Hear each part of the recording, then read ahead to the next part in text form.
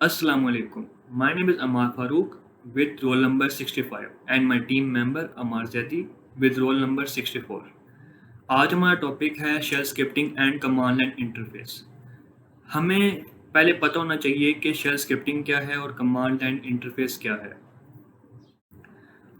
अब हमें shell scripting से पहले ही पता होना चाहिए कि हमारे पास शेल क्या है और फिर CLI पता होना चाहिए और हम लोग CLI और शेल स्क्रिप्टिंग को हम लोग यूज़ क्यों करते हैं। शेल हमारे पास एक यूज़र इंटरफेस प्रोवाइड करता है जो कि ऑपरेटिंग सिस्टम की सर्विसेज को एक्सेस करने के लिए यूज़ होता है। इसमें यूज़र जो है वो कमांड्स एंटर करता है और इसी कमांड्स को ये एग्जीक्यूट करता है जो यूज़र ने एंटर की हुई हैं। हमारे पास CLI क्या होता है? CLI stand for command line interface, जो कि हमारे पास एक यूज़र को अलाउ करता है कि वो एक टेक्स्ट बेस्ड फॉर्मेट में कमांड्स को टाइप करे जो कि ऑपरेटिंग सिस्टम या कंप्यूटर प्रोग्राम को रन करने के लिए यूज़ होता है। हम लोग शेल स्क्रिप्टिंग और CLI को यूज़ क्यों करते हैं? क्योंकि हमारे पास इसकी स्पीड और एफिशिएंसी बहुत अच्छी है, ये फ्लेक्सिबल भी है। इस ऑटोमेशन में भी यूज़ होता है, लाइक हमने किसी प्रोग्राम को ऑटोमेट करना है, हमें इमेजेस का प्रोग्राम है कि हमने काफ़ी ज़्यादा इमेजेस की रिसाइज करना है, कुछ भी करना है, ऑटोमेशन का यूज़ होता है। पोर्टेबिलिटी में यूज़ होता है और रिमोट एक्सेस कि हम लोग किसी और कंप्यूटर या लैपटॉप को एक्सेस करना हो उसके लिए भी यूज़ होता है। अब हमें पता होना चाहिए कि शेल स्क्रिप्टिंग की बेसिक क्या है, हम लोगों ने इसको राइट कैसे करना है। तो शेल स्क्रिप्ट को राइट करने के लिए हमें पहले पता होना चाहिए कि हमारे पास शेल कौन सा है। हम लोग यहाँ पे शेल यूज़ कर रहे हैं बैश, और हमें शेल स्क्रिप्टिंग राइट करने के लिए पहले हमारे पास होती है शिबैंग लाइन। शिबैंग लाइन क्या होती है? जो कि हमारे पास स्क्रिप्ट को स्टार्ट करती है। लाइक हमने C++ में हम देखा होगा कि हम लोग पहले लाइब्रेरी इंक्लूड करते थे, तो फिर हम लोग उसको यूज़ करते थे। इस तरह हमारे पास ये भी ऐसे ही है। तो इसका फॉर्मेट होता है #!/bin/bash। फिर इसके बाद हम लोग स्क्रिप्ट राइट करते हैं एडिटर में, जो हमने स्क्रिप्ट लिखनी है, और बाद में इसको रन करते हैं। अब हमारे पास कुछ कंपोनेंट्स होते हैं जो कि लाजमी है शेल स्क्रिप्ट को लिखने के लिए। उसमें शिबैंग लाइन आती है, हमने बताया हमने आपको कि #!bin और बैश। उसके बाद कमेंट्स आते हैं। कमेंट्स हमारे पास ऑप्शनल होते हैं। फिर वेरिएबल्स, कमांड, फंक्शनल और लूप, ये हम आगे डिस्कस करेंगे कि क्या चीज़ है। अब वेरिएबल्स पे आ जाएं। वेरिएबल्स में हमारे पास जैसे हम लोग पहले करते रहे C++ में और बाकी लैंग्वेजेस में, ये बिल्कुल सेम है, लेकिन हमारे पास ये है कि इसमें हम लोग अगर इक्वल का साइन लिखते हैं तो इक्वल के साइन से ना पहले और ना बाद में कोई स्पेस नहीं होनी चाहिए। अगर स्पेस होगी तो वो एरर देगा कि इसकी जो है फंक्शनैलिटी में ऐड है। लाइक जैसे एग्जांपल हम ले लें कि name is equal to John, इसमें हम लोगों ने कोई स्पेस नहीं दी। इसमें नेम वेरिएबल है, वेरिएबल को वैल्यू असाइन हुई है जो कि जॉन है। फिर हम लोग आते हैं कि लूप्स हमारे पास क्या होती हैं। लूप हमारे पास होती है कि हमने एक ही चीज़ को अगर बार बार रिपीट करना हो, इसको एग्जीक्यूट करना हो। इसमें हमारे पास लूप की दो टाइप्स हैं, फॉर लूप है और वाइल लूप है। फॉर लूप डिस्कस करेंगे तो फॉर लूप में हमारे पास आता है कि हमारे पास 4 आइटम इन लिस्ट है, तो लिस्ट से बारी बारी आइटम सारे उठाएगा और सबको उठाकर वो एक लिस्ट आइटम बार बार उसको प्रिंट करेगा, या जो हम लोग लिखेंगे कमांड वो उसके अकॉर्डिंग एग्जीक्यूट करेगा। लाइक एग्जाम्पल में बताइए, हमने अगर प्रिंट करना है 1 से 5 नंबर को, हम लोग 4i in 1 2 3 4 5, तो बड़ी बड़ी लिस्ट है 1 2 3 4 5 की, तो बड़ी बड़ी इसको i में भेजेगा और i जो है उसको इको मतलब हम लोग यहाँ पे प्रिंट कर रहे हैं। हमने अगर कंसोल पे कुछ चीज़ शो करनी है शेल स्क्रिप्टिंग में, हम लोग इको यूज़ करते हैं। इको हमारे पास क्या होता है, जो हमारे पास जो भी स्ट्रक्चर लिखेंगे वो हमें प्रिंट कर देगा। और डॉलर साइन इसलिए यूज़ हो रहा है कि डॉलर साइन जो होता है वो वेरिएबल की वैल्यू को गेट करने के लिए होता है। यहाँ पे हमने हैश, अगर वो डॉलर साइन आई लगाया है तो मतलब कि वो वैल्यू वहाँ पर गेट कर रहा है उसकी। मैं हमारे साथ वाइल लूप आती है। वाइल लूप जो हमारे पास है, हमें वाइल कंडीशन डू, उसमें हम जो कमांड लिखेंगे जो वो एग्जीक्यूट करेगा उसके बाद डन कर देगा। फिर हमारे पास इसकी एग्जांपल आती है वाइल लूप की। अब वाइल लूप की एग्जांपल में उसने जैसे लिखा हुआ है कि वाइल लूप की एग्जांपल में आ रहा है कि हमारे पास dollar sign I less than equal to 5, वो चेक करेगा पे हमारे पास लेस देन इक्वल टू 5 है। हमने पहले आई की वैल्यू जो है वो 1 असाइन किया, मतलब कि हम लोगों ने वैल्यू जब असाइन करनी है वेरिएबल को, हम लोगों ने इक्वल से लिखना है। लेकिन हम लोगों ने अगर वैल्यू को अपडेट करना है तो हम लोग जैसे नीचे लिखा हुआ है इको के बाद कि I is equal to dollar sign i+1, मतलब हम लोग वैल्यू को अपडेट कर रहे हैं। अगर वैल्यू वेरिएबल की वैल्यू को अपडेट करना हो तो हम डॉलर साइन लगाते हैं और फिर उस वैल्यू को अपडेट करते हैं और बाद में वो लूप को डन कर देगा। जैसे -LE है, LE मतलब कि लेस देन इक्वल टू, इस तरह ग्रेटर देन इक्वल टू भी है और इस तरह काफ़ी और भी हैं, जैसे नॉट इक्वल टू, तो इस तरह है। आगे हमारे पास आता है कंडीशंस।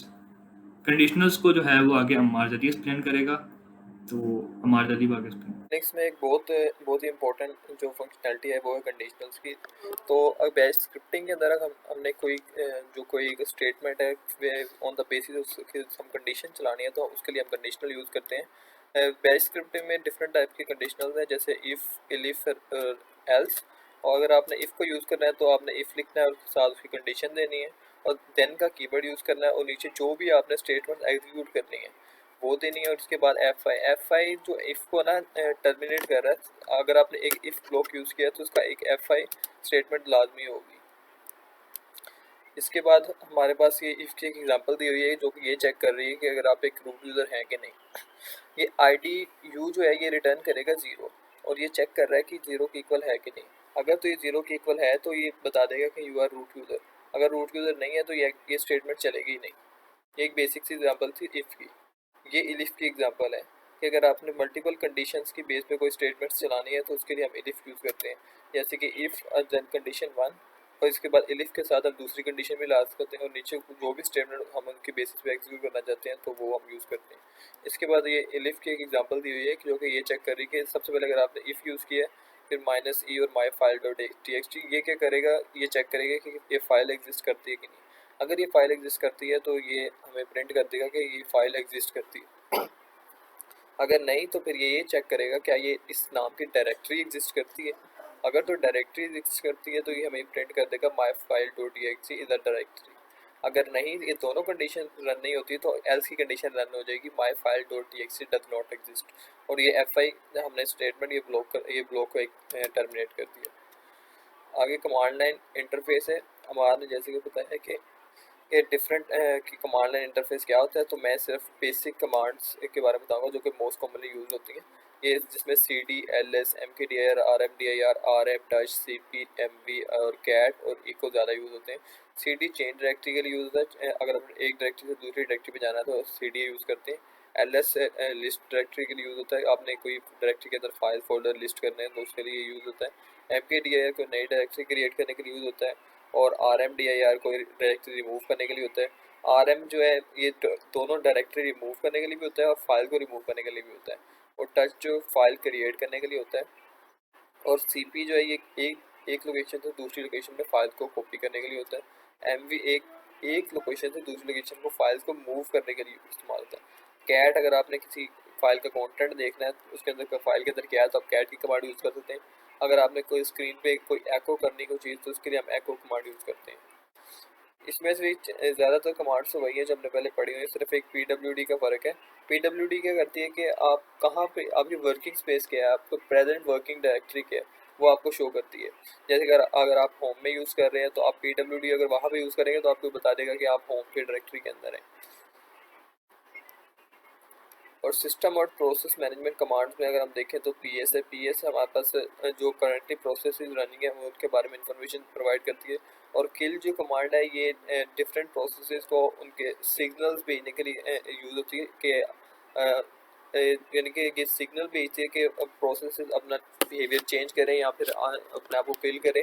और आप इसके वजह से आप किसी भी प्रोसेस को किल भी कर सकते हैं उसकी अगर आप उसकी PID पता है तो।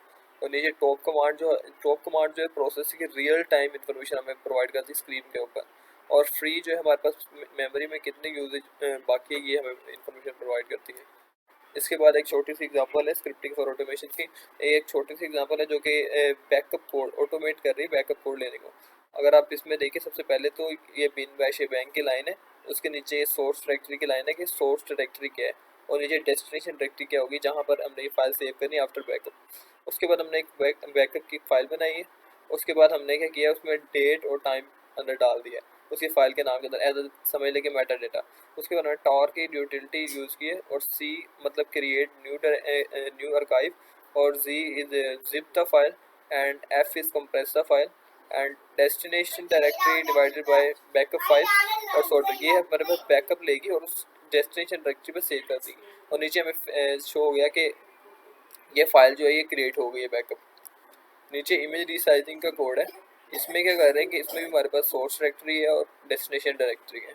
उसके बाद हमने टारगेट की विड्थ और टारगेट की हाइट हमने कैलकुलेट कर यानी कि डाल दी है।